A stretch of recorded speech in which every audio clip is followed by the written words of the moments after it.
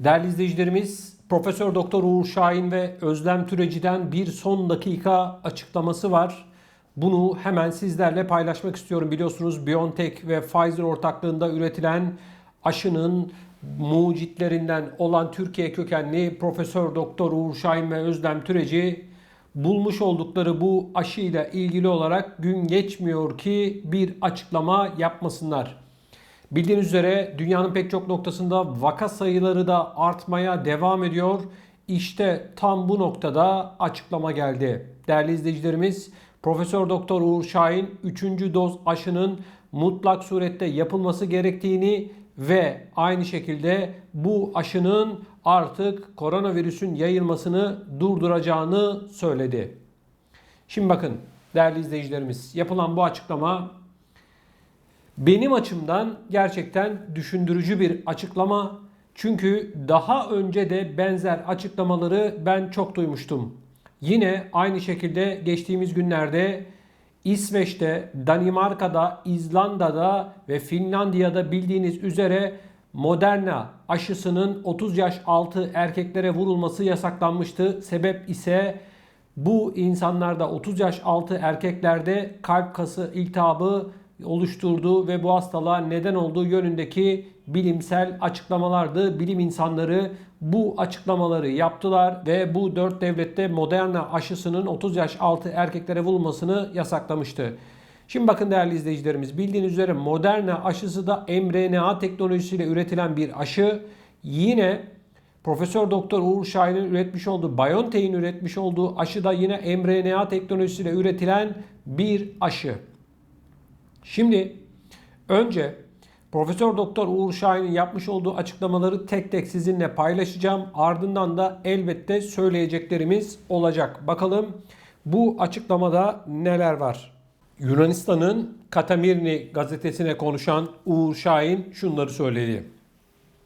Şu an dominant mutasyon delta varyantı. Laboratuvar deneylerinde gördüğümüz gibi geliştirdiğimiz aşı bunu da nötralize ediyor. Antikorun zamanla azaldığını ve 3. bir doz aşının antikor seviyesini yükselteceğini hatırlatmak önemli. Böylelikle delta varyantına karşı tam koruma sağlanabilir. Bunun ne kadar süre devam edeceğini göreceğiz. İlk dozdan sonra antikor seviyeleri çok yüksek ve biz de bunun etkisinin gelecek bahara kadar devam etmesini umuyoruz. Daha sonra antikor seviyelerine bakmalı ve yeni varyant geliyor mu onu takip etmeliyiz. Şu an aşı olanların güvende olduğunu söyleyebiliriz açıklamasını yaptı. Uğur Şahin 3. doz aşı olmanın önemli olduğunu dile getirirken 3. doz olmadan hastalığın bulaşması devam edecek. 2 doz aşının sadece ağır hastalıkları çok azalttığını biliyoruz. Dolayısıyla 2. doz ağır hastalıklara karşı koruma sağlıyor. Fakat 3. doz hastalığın bulaşmasını tamamen durduracak. Ayrıca enfeksiyondan korunmanın pandemiyi kontrol altına almadan çok kullanışlı olacağına inanıyorum ifadesini kullandı. Özlem Türeci de bu mRNA teknolojisi hücrenin yapısını değiştirmiyor. Enjekte edildikten sonra işini yapıyor ve bağışıklık tepkisi yaratıyor. Yani vücutta hiçbir şey değişmiyor. Klinik testlerimizde 40 binden fazla insan aşılandı ve ayrıca dünyada da 100 milyonlarca insan aşılandı ve güvenlik verileri bize bunun güvenli olduğunu gösteriyor. Özlem Türeci çocukluktan beri insanların aşı olduğunu hatırlatarak elbette her ilacın yan etkisi vardır. mRNA aşılarında da farklı bir durum yok. Aşı olduktan sonra baş ağrısı ve halsizlik olabilir ama bundan daha ağır yan etki yok yorumunu yaptı. Türeci aşı olmayanlar için onları ikna etmek için bir şey söylemek bana düşmez. Bizim işimiz verileri oluşturmak ve insanların aşılamadan anladıklarına yardımcı olmak ifadesini kullandı. Uğur Şahin ise bilgi kirliliğinin sorun oluşturduğunu hatırlatarak eğer biri aşı olmak istemiyorsa ona soru sormalıyız ve sebeplerini anlayarak konuşmalıyız. Açık olmalı ve tartışmaya hazır olmalıyız dedi. Bunun yanı sıra değerli izleyicilerimiz, Uğur Şahin'den kanser aşısıyla ilgili de bir yeni açıklama var. Bunu da hemen sizlerle paylaşmak istiyorum. Bakalım kanserle ilgili aşı boyutunda neler var? Uğur Şahin, mRNA teknolojisi kullanılarak geliştirilecek kanser aşıları ile ilgili de umut verici konuştu deniliyor. Şahin, bence yakında kanserin aşılar ile tedavi olabileceğine inanıyorum.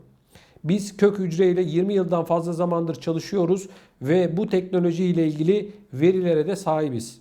4 yıl önce bir araştırma yayınladık ve melanoma hastalarıyla ilgili çalışma yaptık.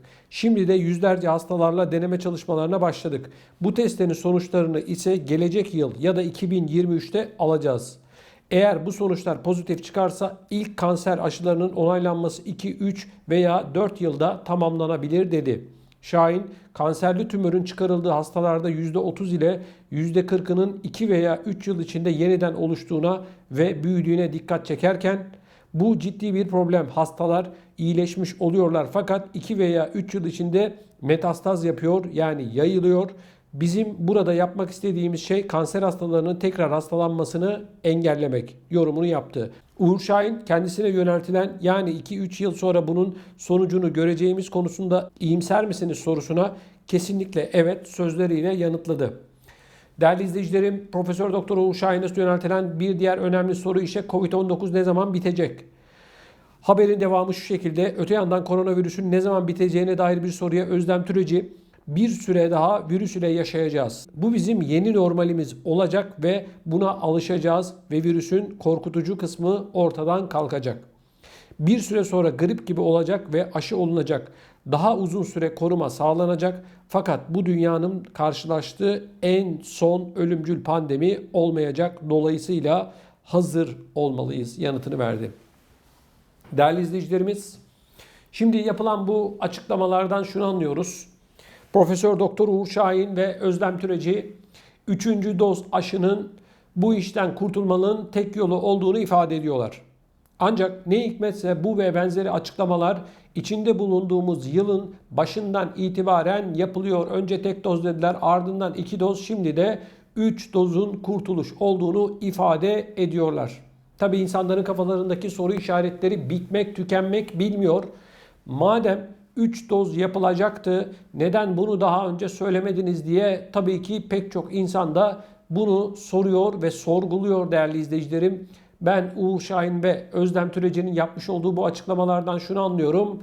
Önümüzdeki aylarda da belki de 4. doz yapılacak her an diyebilirler. Bu sefer de şunu gerekçe göstereceklerdir. Virüs yeni bir mutasyona uğradı. Bu mutasyondan kurtulmanın tek bir yolu var. İşte size yeni aşılar, işte size yeni aşı imkanı diye basına açıklamalar yapacaklar. Ardından da devletlerle sözleşmeleri imzalayacaklar. Benim gördüğüm, anladığım bu arkadaşlar. Bilmiyorum siz bu konuda ne düşünüyorsunuz ama her geçen gün maalesef başka bir açıklamayla karşılaşıyoruz.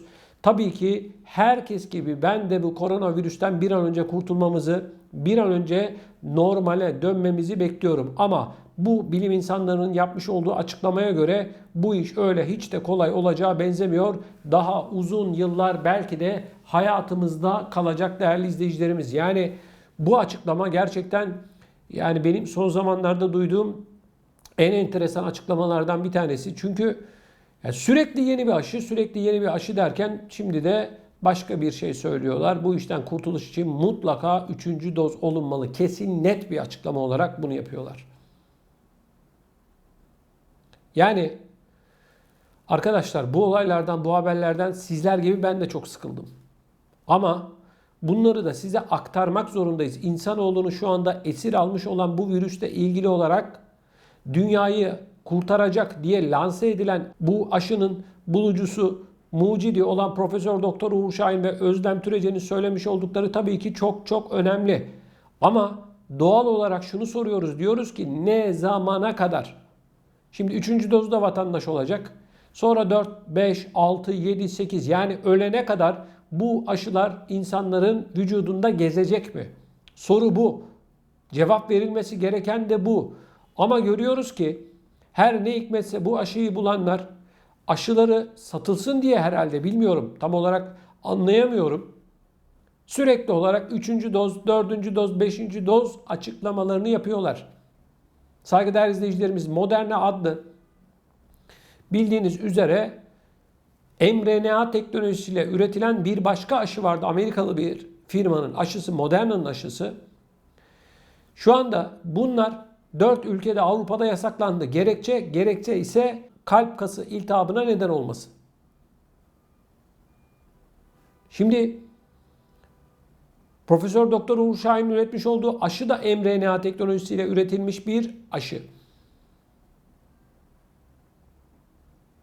İnsanlar bu soruları sormakta, şu an benim düşündüğümü düşünmekte tabii ki serbestler, özgürler, soruyorlar, sorguluyorlar. Ama ne hikmetse hiç kimse çıkıp cevap vermiyor. Bakın, Danimarka'da, İsveç'te, Finlandiya'da, İzlanda'da bu aşıların 30 yaş altına vurulması yasaklandı. Ancak görüyoruz ki Profesör Doktor Uğur Şahin ve Özlem Türeci bununla ilgili hiçbir açıklama yapmıyorlar. Böylesine önemli bir konuda 4 ülkenin yasak getirmiş olması ve ardından da Profesör Doktor Uğur Şahin ve Özlem Türeci'nin hiçbir açıklama yapmaması size göre normal mi? Bu konuyla ilgili olarak sizler neler düşünüyorsunuz? Ben de çok merak ediyorum. Lütfen bu konuyla ilgili görüşlerinizi videomuzun altında bulunan yorum bölümüne yazarak bizlere iletin. Bunun yanı sıra eğer bu videoyu da beğendiyseniz mutlaka like atmanızı ve kanalımıza halen abone olmadıysanız da mutlaka abone olmanızı rica ediyorum. Çünkü daha büyük kitlelere ulaşabilmemiz için, farkındalığı arttırabilmemiz için sizlerin bunu yapmasını hasreten bekliyoruz. Çok çok rica ediyorum.